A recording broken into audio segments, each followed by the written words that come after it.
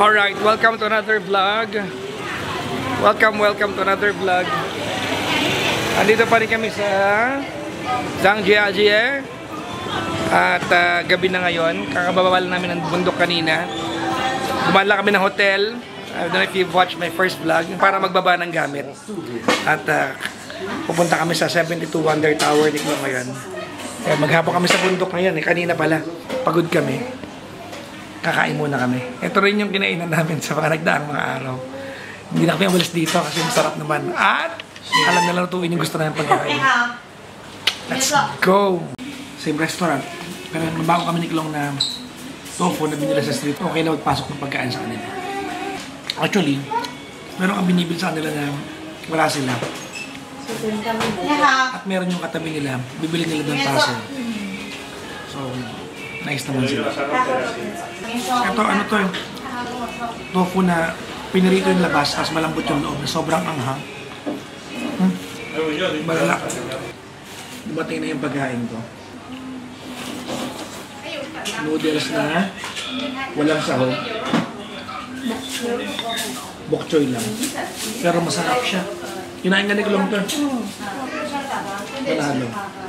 After ito, pupunta kami sa 72 Wonder Tower. 11 nagsasara yung ilaw ng 10 o'clock pa lang. So kaya siguro. Picture take mo naman yun.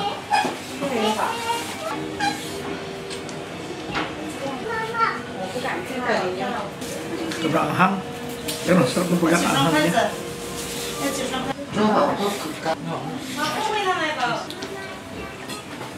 Pupunta kami ni Klong ngayon sa 72 Tower Wonder or Wonder Tower.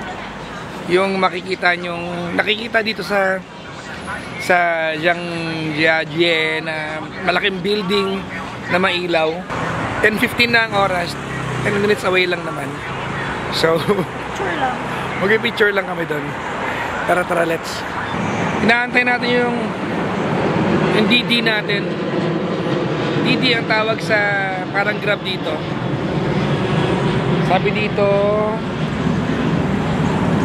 1 minute. In less than 1 minute nasa harapan ko na yon. So yung mga Chinese mahilig silang bumusina. As in, hindi sila na-offend at hindi rin sila nagdadalawang isip na bumusina ng mahaba. Yung parang sa Pinoy, pag Pinoy magkakapikunan na. Dito hindi. Normal sa kanila. Ang galing ng dumating sa amin na service. Ang social naman ang sakyan natin. Social, no? Ha? Para siyang para siyang jeepney, no? Na malaki na... Jeepney 4 doon. Oo, parang jeepney siya pero sinlaki ng MUX. Huh? Matangas kaya siya, oh. Matangas. Di ba? Ang ignorante natin. Ganda eh. So 10 minutes away tayo. Ito yung service namin. Nakikita niyo ba yung display unit ng kotse na to? Hindi alam kung nakikita ninyo. Ayan, no? Kasi laki na naman ang bela niya, no? Pag naligaw ka pa naman dyan sa ganyang kalaki mapa, ewan ko na lang. Ang laki, no? Grabe, laki. Ang laki ng ano? May animation pa. Malaki pa sa Mac. Oh, tama. Parang screen ng MacBook. Grabe. So, alas 10 na ng gabi, patay na yung mga establishments dito. Hindi na ganun kaliwanag. Ilaw ng mga kainan patay na. Wala na, oh. Ayan, kasi nasa labas pa kami. Ano ba ginagawa namin dito? Kahit yung mga kalsadang madidilim na. Yan yung nagatid sa amin, oh. Cute, oh. Ang ganda. Yayamanin. Ang ganda. Nandito na kami ngayon sa 72 Tower Place. Ayan. Hindi ko alam kung makakapasok pa kami dyan or what not. Bahala na. So mukhang sarado na yung yung pupuntahan dapat namin. Meron siyang may ticket center eh. Ano kaya meron sa loob? Sarado na nga. So sarado na yung yung pinuntahan namin dito. Wala na siya. Akala ko, ano lang siya, building lang siya sa gilid ng kalsada. Kasi nakikita ko sa ano to eh, sa mga post na mga nagpunta ng China. Nung pala, para siyang CCP complex dak, no? May mga show. At sarado na. So, hindi na namin siya makikita sa loob. At mahaba yung queuing niya, oh. Oo. So, wala kami magawa ni Klong dito. Dahil sarado na lahat. Ultimo street light, sarado na. Ito naman itong ilaw ko na. Malakas makaganda. May ilaw kasi itong camera ko eh. Parang alam ng buong mundo nagbablog ako. Mukhang TV crew kaya to. So yun, wala na kami pupuntahan. Maglalakad-lakad na lang kami sa area na to. We are around 14 minutes away sa hotel namin. At mag-11 na rin. Ang dami namin nagawa today. Actually, hindi ganun ka-alive yung streets ng Zhangjiajie kapag kagabi, no? Kumbaga, laid back pa rin siya. Modern pero laid back. Para siyang Pilipinas, actually. Di ba? Hindi naman, mas tahimik. Mas tahimik dito, no? Baka hindi pa natin napupuntahan yung mga yung mga gimmick area, kaya feeling natin tahimik. Feeling ko walang ganun dito. Ha? Feeling ko walang ganun. Walang gimmikan? Parang wala nga eh. Ha? Baka. Anyways, saan tayo papunta ngayon? Ginikot lang natin. Para at least nakaikot tayo dito. Pero pabalikan namin to. Baka bukas, balikan namin to ni Klong Klong. Wala kayong magawa dito ni Klong Klong. Wala, sarado na rin lahat. Actually, sarado na rin lahat. So, babalik na kami ng hotel at bibili kami ng sabon. Dahil si Klong ay... Tayo mo ng sabon sa siyang? Pangmukha. Pangmukha. Ba't di pa dito? Wala ba dyan? Wala, puro pagkain. Puro tinapay yung convenience store dito. Merong convenience store, pangalang Busy For You eh. Puro pala pagkain. Para sa mga tinamad magluto. Tinapay. Talaga. So maliit lang din tong Zhangjiajie, anak, no? Maliit lang na... Kasi from one point to the next, yung mga major attraction dito, 10 minutes lang na taxi. Or, baka naman malaki to, pero dahil walang traffic. Kaya mukhang, oo. Sa atin kasi kahit na ilang kanto lang, ang tagal mong kukunin kasi matraffic eh. Kaya sanay tayo na yung 10 minutes, sobrang bilis lang. So walang traffic dito, lalaki na kalsada. Magbubuk na kami ng ride papauwi ng hotel. At dadang kami ng convenience store. Pauwi na kami ng bahay ni Klong Klong. Proceed in the middle 3 lanes. Go straight at the traffic light ahead. Wala kami napalaki. Pero okay lang kasi puno naman na yung araw namin. Ang dami namin nagawa. Gusto ko lang puntahan talaga yun para sa ilaw-ilaw. Hindi ko alam na ano yun, na theater pala. So babalikan namin bukas sa inyong utang namin sa mga sarili namin. Ito yung main thoroughfare ng Zhangjiajie.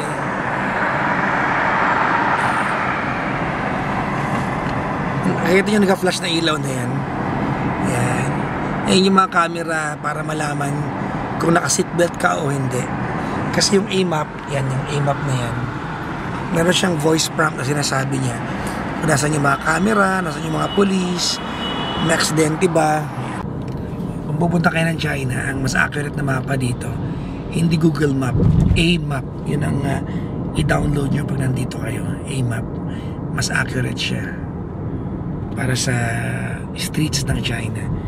Kasi yung Google Map, niligaw na niya kami nung unang araw namin dito. Kung sa kami dinala, buti na lang, mabait yung nakaligawan namin. Sa unang vlog ko din yun. Hindi na ganun ka-vibrant yung area nito kapag gantong oras na, pa-midnight na. Well, compare ko lang naman sa ibang mga napuntahan ko mga bansa. Kapag midnight, maingay pa rin. Ito, hindi na. Baga, ano na. Matahimik na. Sarado na yung mga establishment. Wala na kami nakikita ng restaurant na may mga lamang tao. Wala nang nagiinuman sa kalsada. Sa ibang bansa kasi medyo meron pa eh. Especially sa sa Japan. Ayan. Pagka lagpas alas 10 na, nag-uumpisa na yung party sa bandang Shinjuku. Ayan. Sa Vietnam, nag-uumpisa na yung Beer Street ng bandang 11. Tatapos mga 2 or 3. Ayan. Dito, parang Singapore, wala na halos. Walang lubak. Nakikita niyo bang walang alog yung pagkakahawak ko ng camera gaano kasi walang lubak. Nakabalik na kami sa kanto ng hotel namin ni Klong at naglalakad-lakad na kami dito. Anong gagawin mo na ngayon? Sabon. Bibilin sabon? Arty mo, pwede naman yung sabon doon ah. Kapimple na ako. Nagka-pimple ka kagad sa sabon ng hotel? Wow, ano yung balat mo? Okay. Yung convenience store dito parang Pilipinas din. Iba lang yung mga paninda. Yung pagkaka-arrange ng mga bagay-bagay, pareho lang din. Yan. Ito yung kinain ni Klong kanina, Oreo. Sabon? Saan? Cup noodles ka? Sabon? Akala ko sabon hinahanap mo. Baka meron, no? Shinram yun? Wala, Japanese yun eh. Alam mo yan? Talaga. Meron sa atin yan. Hindi ko gusto kong tikman yun. Siya ko doon. Ano yung sabon? Ewan ko sa'yo. Isundan lang kita. Ano nabasa yung mga sign? Ayan o. Ano nang binili mo? Pakita mo nga. Tinapay pants. Tsaka, Towel. para sa tatay yung pawisin. Sweat like a pig eh, no? So, dumaan kami ng pagkain dito para nagutom ng midnight. Ang favorite ko. May pagkain kayo makakain. Dahil apparently, hanggang mga 12:30 lang yung convenience stores dito. May black tofu rin sila dito na hindi ko nagustuhan yung lasa. May sabaw kasi ayun yung sabaw eh. Yan. So, hindi ko nagustuhan. Pero ito, paborito namin ni Klong to. Unang araw pa lang kinakain na namin. Everyday. Everyday. Dito lang kami sa tabi ng hotel namin. At tumikim kami ng beer. Order kami ng beer na hindi pa namin natitikman. O hindi ko pa nakikita buong buhay ko. Ang tawag nito ay Jiangjiaji. Huh? Beer nila dito sa Jiangjiaji. Matabang. Na, matabang. Para matubigan yung beer. Masakit yung lasa. Para siya Alam ko ang beer siya pero hindi siya yung beer na nakasanayan ko. walang Well, wala pa rin tatalo sa Miguel Beer ng Pilipinas. may patatas na. Ano na? Ang may fry yung fried potato. Meron kami na-discover na maling bundok pala yung pinuntahan namin kanina. Kaya pala wala yung ganun-ganun na hinahanap na. Hindi pala yun doon. Kasi nagpunta kami dito sa China, ang tanging dahilan, ang pinakaunang reason kung bakit kami nagpunta rito ay para makita yung Avatar Mountains, ang tawag nila, na kung saan na-inspire yung movie na Avatar Way of the Water. So dito yun sa may Jiangjiaji. Yung pinunta namin kanina, yung Heaven's Gate, Tianmen, akala namin yun na yun. Akala namin yun na yung Wala, hindi pala. sabi ko kanina, parang na-scam tayo ah. Parang hindi naman ito yung sinasabi sa mga TikTok na napapanood natin.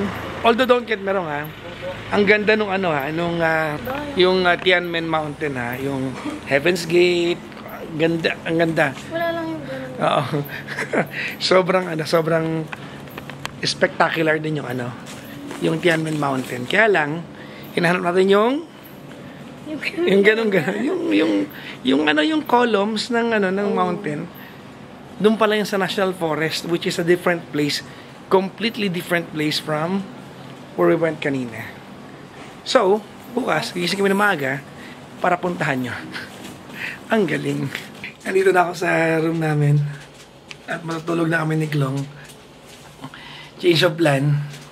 Pupunta kayo bukas sa Jiangjiaji National Forest. So we can officially say na naligaw kami ng bundok. Literally, ibang bundok yung raket namin kanina.